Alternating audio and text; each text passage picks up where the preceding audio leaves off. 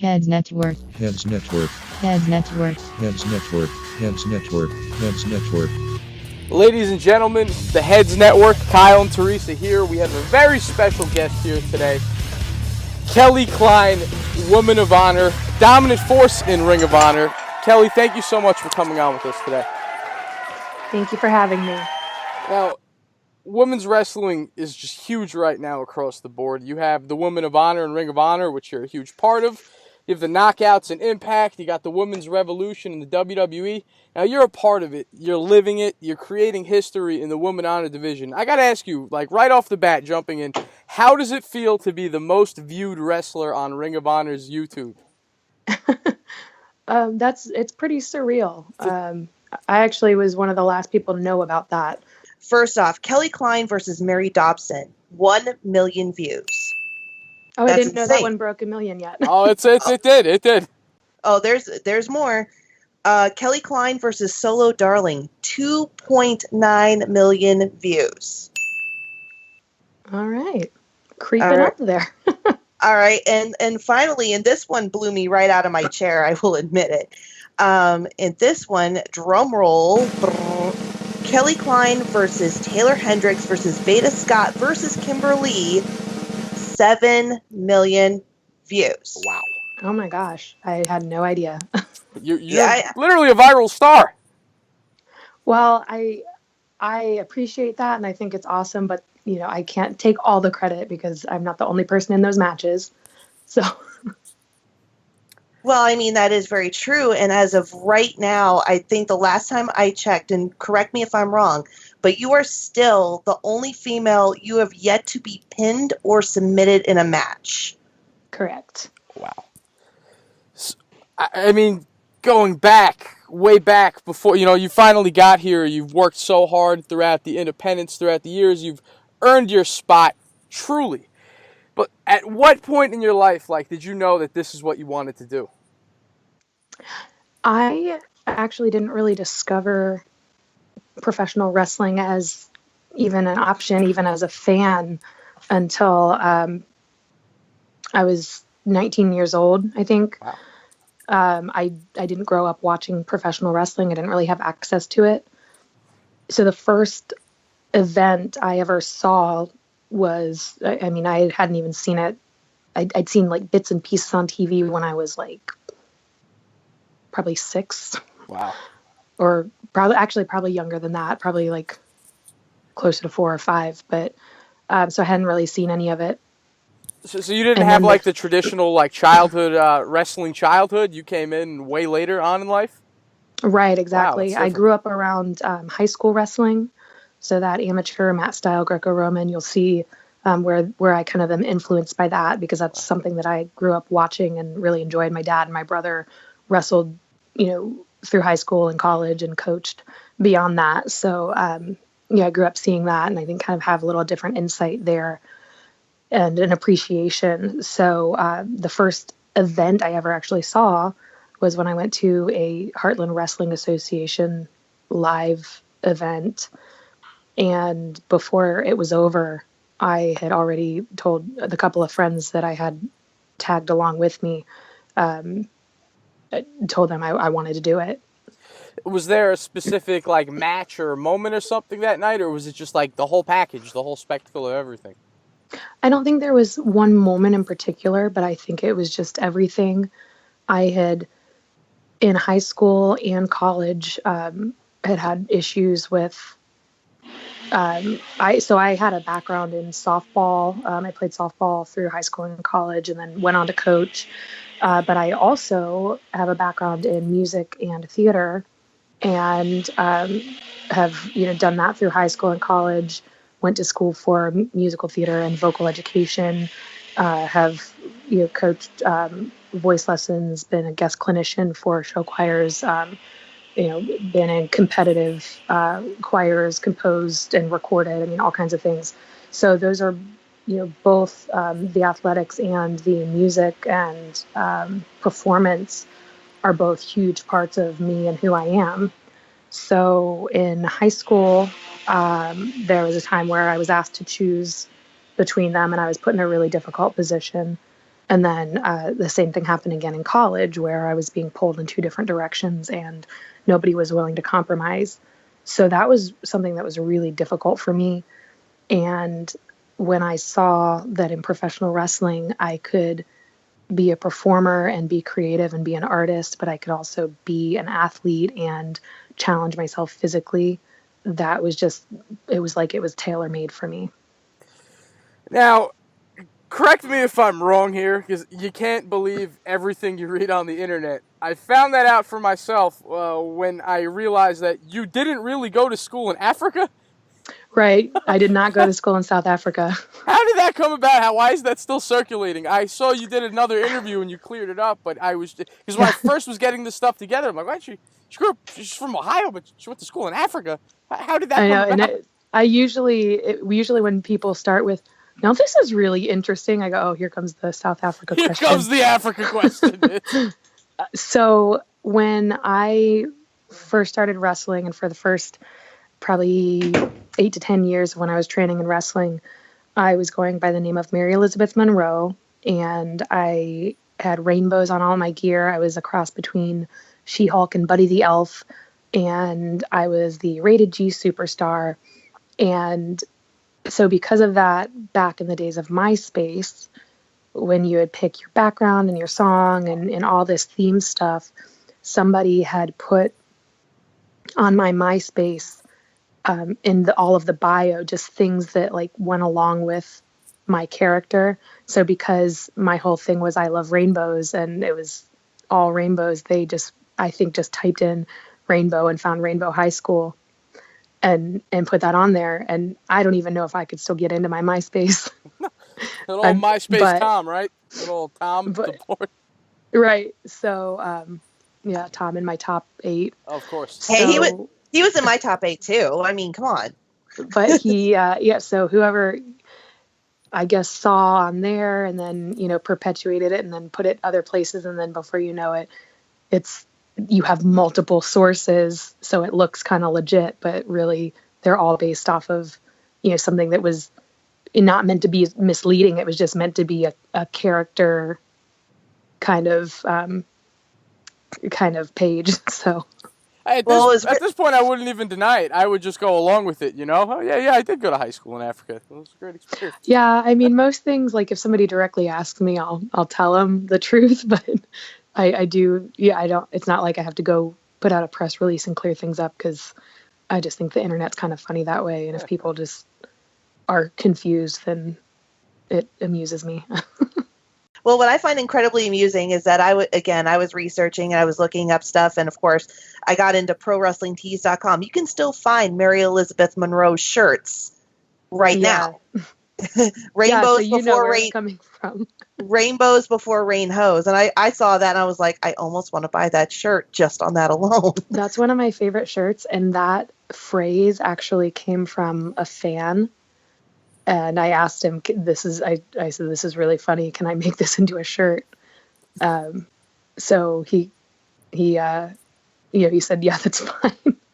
And I had somebody design the shirt for me, and it was a big hit. I just, it's shout out to Dave for giving me that idea, but I got a kick out of it, and I guess other people did too. Huzzahs to Dave, because that made me laugh. That guy got a chuckle out of that one. Yeah, that's a pretty popular one. So before you mentioned the Heartland Wrestling Association, that's where you saw your first independent wrestling, or any wrestling for that matter, in person. But researching you actually worked for that very promotion early on in your career, and I hope this is true. The Africa thing isn't true. I hope this is true. In one of your first matches, you actually teamed up with Jon Moxley, now known to the world, everybody, as Dean Ambrose. What was it like being around him back at that time? Did you know he was going to be a star? I did, and I've said this before, that doesn't make me special that I knew, because anybody that knew him would have been stupid not to think that. It was just so obvious that if he chose to follow that path, that he would be successful.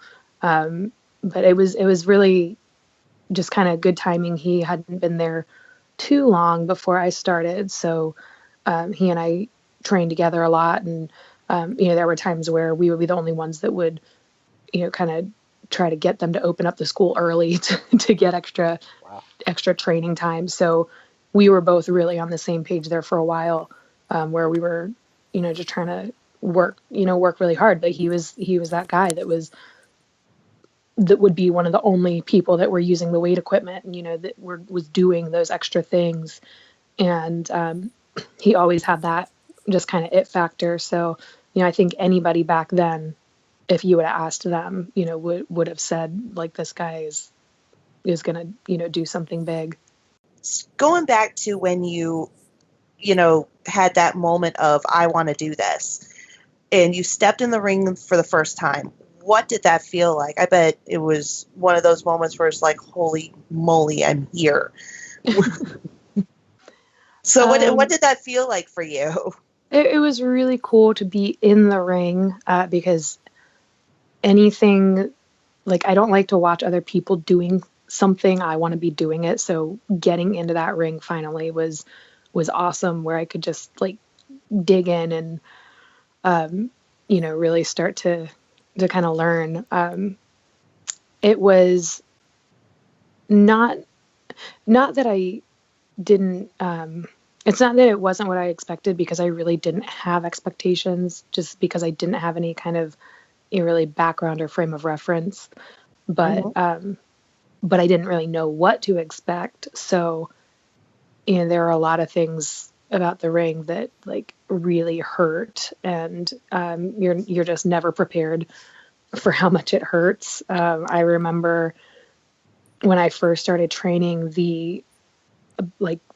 my forearms and my palms were just completely black, just completely bruised. I've never seen anything like it before.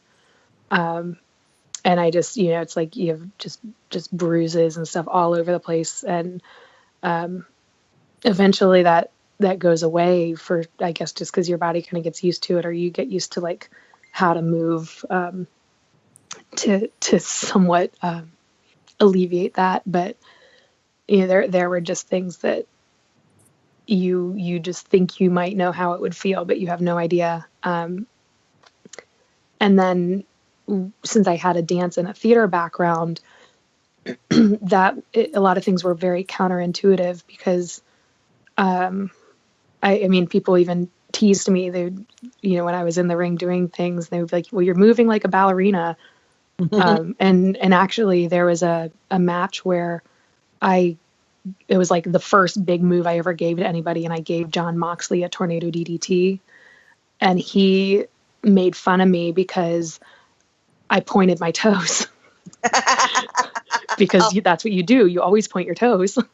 Yeah, So, that's dancing 101, isn't it? yeah, and it's like you can pick out dancers, so that was pretty funny, because then when we saw it, he was like, yeah, you pointed your toes like a ballerina. I was like, well, I don't know any other way. So I think some of that has been bred out of me over the years, where you sort of form new habits. But there were a lot of things just with my posture and my movements that I had that kind of muscle memory from other things I did that I had to kind of work out. But then there are other things that were able to, like, I was able to use to help me, like some of my movements playing softball, whether it's like batting or throwing a ball, and like base running, and just different things, the way I was able to move and anticipate and change direction and things from playing those kinds of sports, really helped me. Okay, and of course, you mentioned John Moxley picking on you and helping you out. Were there any other folks who've helped you out a lot, who mentored you and helped you out along the way? Yeah, of course, a huge one is going to be Les Thatcher. He was the last couple of years before I started with Ring of Honor, was my full-time trainer, and I learned so much from him. And then his, like, assistant trainers were one of his former students, Tarek Buska, and then another former student, BJ Whitmer. So they helped me a lot there. But then as far as kind of different times where people would just give me feedback here and there were times over the years from back in HWA days all the way to when I started with Ring of Honor, where Nigel McGuinness was, would give me feedback on things, and he gave me some really good insight on things that I never forgot, and that really helped change the way I looked at things and the way I really performed overall. So you're on top of the Woman of Honor division in Ring of Honor currently, like we've been talking about. It wasn't a quick ride. You earned your spot. You wrestled all over the world in all sorts of promotions. While reading about you, I came across the fact that you wrestled for Juggalo Championship Wrestling. That's right, in front of the Juggalos. What was it like performing in front of that crowd? They live up to the hype? That was interesting because they're really a very gracious crowd on one hand, but on the other hand, there are some people that aren't really there to see wrestling per se, but they're there and it's there, so they're watching it. So they don't always react or respond to the way a crowd normally would that I would have been used to. But they just really get into it and have a lot of fun when you interact. There are some crowds that are afraid to interact, but they eat that up and they really appreciate it when, when you kind of let them sort of play along, if that makes sense. So, and they're always, everybody I dealt with was always just really, really kind and really excited to be there, whether they were a longtime fan or were just there for, a music event and caught the wrestling too. They were there to have fun. And that's kind of refreshing too, because there are so many people that will buy tickets to sit there and be miserable, which I don't understand at all. And my experience working on those events was that, those people were there to have a good time and enjoy it, and whatever it was, whether it was something that they, might go out of their way to see or not, they were there and they were going to have a good time. Did you get to meet ICP themselves? I did. What was it like meeting those guys? They were really cool and, down to earth and very nice. I mean, who knew under all that makeup they would be big old teddy bears? You're right. Well, speaking of ICP and music, what kind of music are you into? What's your workout playlist look like? I am into all kinds of music, so it kind of depends sometimes on my mood, but of course, when I am working out, it's more to do with the beats per minute. So depending on what I'm doing, I will find, things that would be that kind of tempo. Eminem is always good for lifting weights. Agreed. Till I Collapse is a good one. I can put on my Pandora on like Eminem or D12 stations and, be good to go. And then, I've got there is this a cappella version of Taylor Swift's Trouble, but it's this like harmony a cappella version, but it's this really cool up tempo. And I like to listen to that when I'm doing like cardio or abs or something. Is it, I'm sorry, I didn't mean to interrupt you, but I think we might have the same one.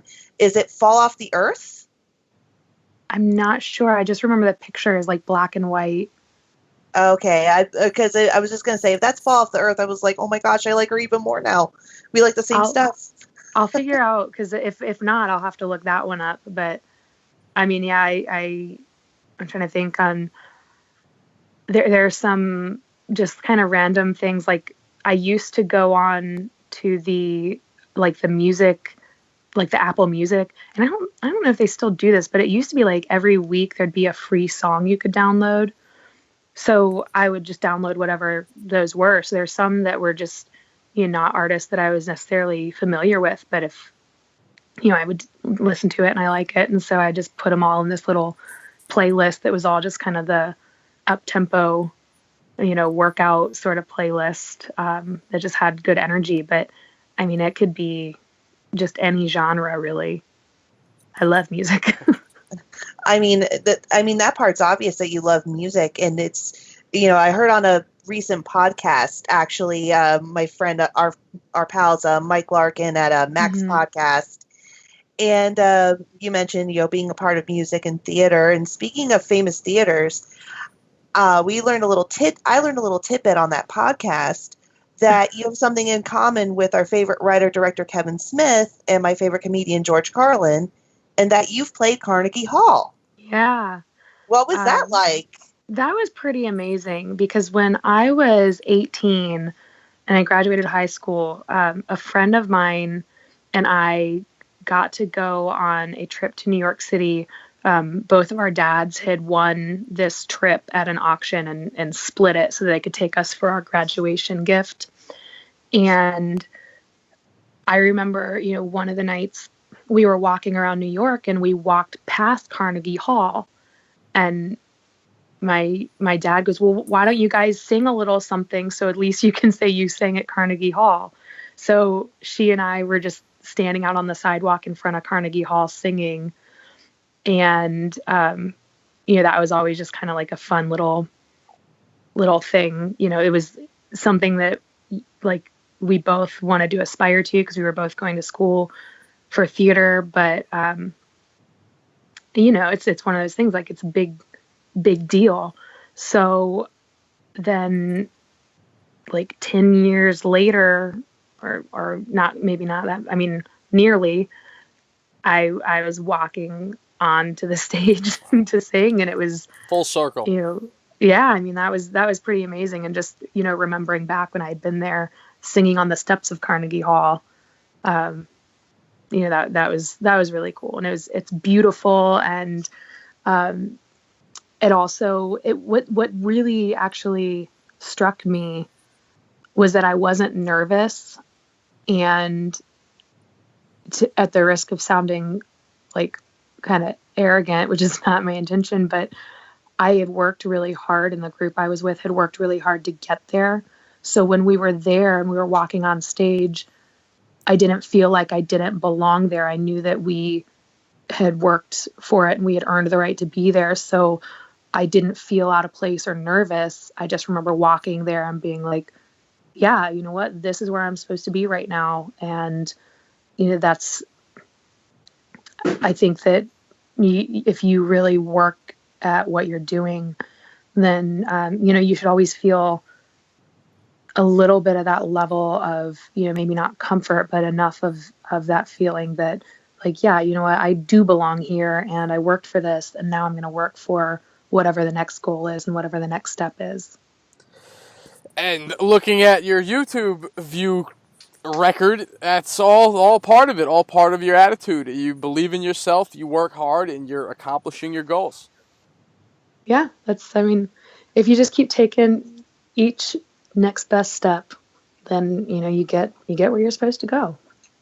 And it's so crazy right now because we're like living in this revolution of women's wrestling where like for so many years it was just a male dominated industry, but now it's like, no, the women are athletes too, and everything is it's always been on the underground, the independents, but now we're seeing it in the mainstream, and women's wrestling is at the forefront. And those YouTube views, it's not just the women's matches of Ring of Honor, those are all of their YouTube views. Those are the most highly rated matches on their channel, and it's just got to be, surreal for you to be leading the charge in one of those staples in Ring of Honor.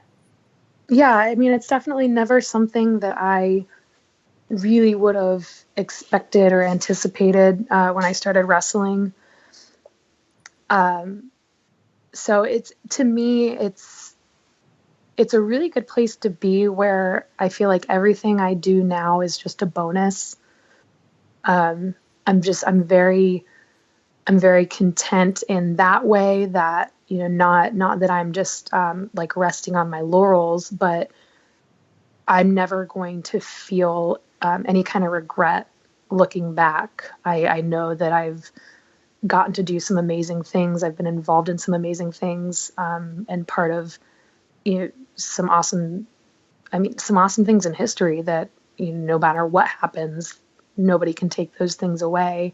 So, my plan right now is I just keep, setting my next goal and working on, taking the next step, the next best step, and just improving myself any way I can, so that I can just continue to just be prepared when opportunities arise, and then one day maybe transition into other parts of the wrestling industry, but really be able to contribute when I do that by just doing the absolute best that I can now. Looking back at your career this far, and you've come so far, and now you're finally seeing the real fruits of your labor in the wrestling world. Looking back, what have been, like, if you could think of at least 3 of like your most favorite moments, matches, anything, you could boil it down to a 3. Can you think of your 3 favorite moments so far in your career? My 3 favorite moments. Wow. That is a really good question. And I'm sorry to put you on the spot here. So that's okay. It's just, there are a lot of really awesome moments. I mean, definitely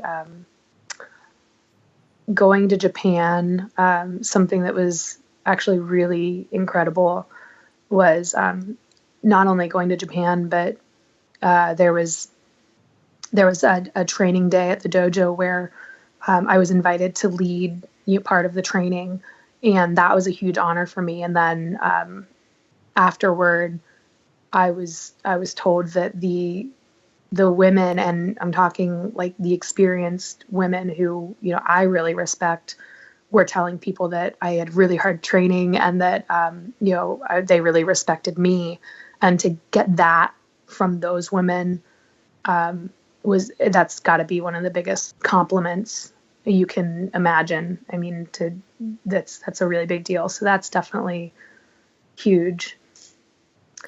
So that's one. We're getting there. I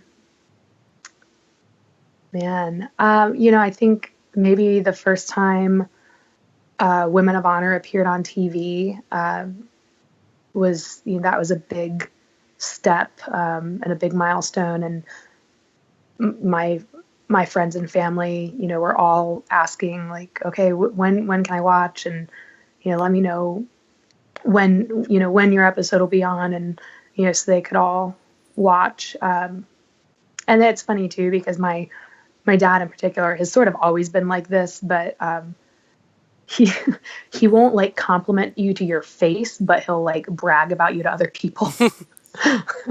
And all my siblings like know it's kind of, we know he loves us and we know he's proud of us, but it's just kind of this joke, among us that and he's getting better about it. He really tries, but he just, it just doesn't really always occur to him to say it to us. So that was kind of something that was funny when my mom said, "Oh, yeah, your dad's emailing all his friends to tell them to watch you on TV." Oh my goodness. Like, oh, okay. So yeah. Sorry. So to your face, he'd be like, "Man, you did good, honey. You did good." Meanwhile, at work, he's telling all his buddies, my girl's on TV. My daughter's still undefeated. She is yet to be pinned or submitted. So take that. Yeah, like he's the one, well, my daughter's a professional wrestler. And I'm like, oh, you're okay. She's on TV and this and that, and then text me like, sometimes he'll text me and be like, hey, what's whatever website, or when are you going to be in such and such? I'm trying to tell somebody. Or he'll be like, hey, I need a signed picture. I was telling this guy so and so, and his son really likes, like knows who you are, and so Aww. I know he's running around in town. He's like, yeah. So that's cool, and I know my whole family does it, which is a big deal too, because I know that when I started wrestling, and probably for the first 10 years, they weren't the most thrilled about it. It wasn't necessarily the path that they were hoping I would take, and it's a very hard road. And as we kind of talked about, it took a long time for me to get to a place where I could support myself with it. So, so they saw that part of the journey that was really difficult. And I know that they didn't like seeing me struggle.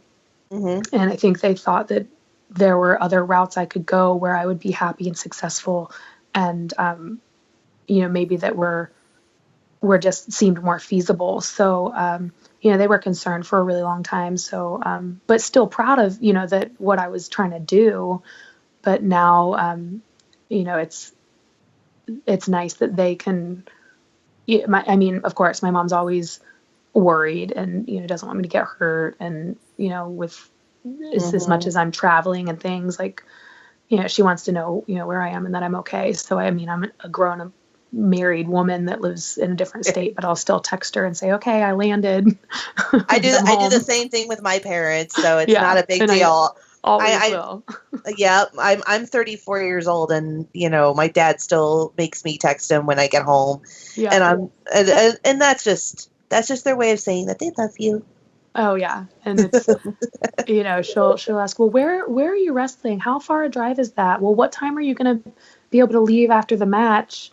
Or do you have you a hotel, or what time? Because that's pretty late to be driving. Well, if you get tired, make sure you stop and get a room. And it's all that stuff. So she's looking out for me. But did you pack your Bayer, your Epsom salts? Right. Don't forget to take an Epsom salt bath for your muscles. Oh my gosh, I know. She's total mom thing. She's great. So I think at least now I think it makes her feel better that I'm not like doing the crazy indie drives and stuff that I used to do. Mm-hmm.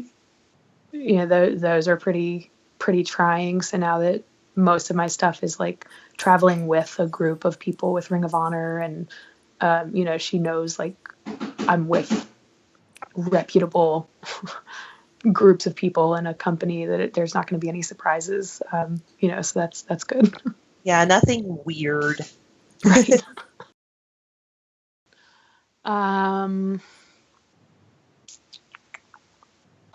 Let's see. Oh my gosh, this is very difficult.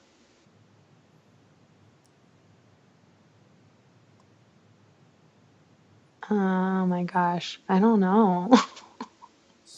All the matches and miles, I guess it's got to be hard to really, pick and choose. Yeah, probably like, oh my gosh, it is. There's so much. Well, how about this? Is there a specific match that's a favorite of yours? That's what I'm trying to think through right now. I was really happy with the recent match with Bonesaw Jesse Brooks. That I really, really enjoyed that, and being able to just kind of really go with somebody, but also the fact that was my first round match in the Women of Honor Championship tournament. It was pretty significant. So. And you're still currently unpinned, still moving along. Yeah. Hey, can we get a link to that? Do you have this matchup on YouTube with Bonesaw? We can link that one right here in the description. It is, but it's also at rohwrestling.com. Hey! They are, as they release the tournament matches, they're posting them on there. So right now you can actually go there and see all of the first round tournament matches. So in the description, we'll put a link to that. We'll put up your pro wrestling tees. Yeah. We'll put everything in there. Now, before I let you go here, I'm going to ask you one final question, Kelly. One final question, and then we're gonna finally let you go. You're currently tearing it up in Ring of Honor, like we've discussed, but we're still very early on in 2018. What are your goals for the rest of the year and even moving forward? What are your ultimate goals? Well, last year I got to go and wrestle in Japan and Taiwan and Canada. So this year I would love to be able to wrestle in Canada again. I'd like to go back to Japan, and I would like to go to the UK and wrestle some new places and new faces. Ooh. Now, do you have like your wrestling bucket list? Like, who are your top? let's say top 5 people that you want to face in your lifetime. Well, one person that I just think this would be really cool just because she's one of the first women I ever saw wrestle is Madison Eagles. Mm-hmm. Because she, when I first was trying to break in at Heartland Wrestling Association, she was there doing some matches. So she was one of the first people that I was just like, this girl is awesome.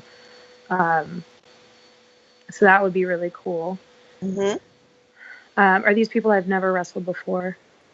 These would be people that you've probably never wrestled before, or you've seen on TV or on YouTube and go, yes, that person right there.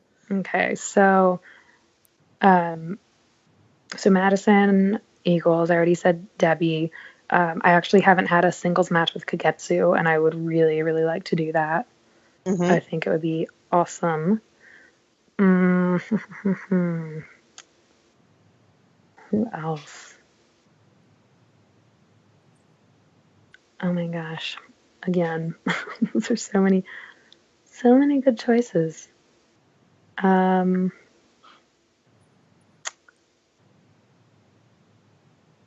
mean, they don't even have to be in the company. They could even be in ICW or Impact, or even, heaven forbid, WWE. How about any place in time? I'd like to hear her list those off. Not just people that are wrestling now. I'm talking anywhere in time. The Medusas, anyone. Yes. Well, of course, Medusa, and then to round it out for number 5, throw Lorraine Johnson on there too. Nice. So we've gotten to know you in the ring, outside of the ring. Even we talked about your Carnegie Hall experience. You didn't really go to high school in Africa. We've really gotten to know Kelly Klein all around. We're gonna let you go here, Kelly. Thank you so much for taking time out of your busy schedule to talk to us. Before we stop recording here, could you just hit us with your plugs where they can find you on social media? Yeah, I made it really easy, mostly for my sake. All of my social media are Real Kelly Klein. So Twitter, Instagram, and Facebook. If you type in Real Kelly Klein, RealKellyKlein, you will find me. And for everybody that shares this, retweets it, I'm gonna put it up one time on Twitter. For everybody that retweets it, I'm gonna pick one lucky person, and I'm going to, out of my own pocket, buy them a Kelly Klein T-shirt off of Pro Wrestling Tees. Now you can pick the shirt, Kelly. Which T-shirt do you think I should buy one random lucky listener for helping out? Since we brought it up, I think. Do we want to do the Rainbows Before Rain Hose, or do we want to go with it's still available. You know what? Why did I even ask? That's perfect. It's perfect. Thank you so much. Go vintage. I was going to say the same thing. I'm like, Rainbows Before Rain Hose. I love that. It's the throwback. On that note, ladies and gentlemen, for Teresa, for Kelly, this is Kyle signing out. Thank you for listening to the Heads Network. Good night.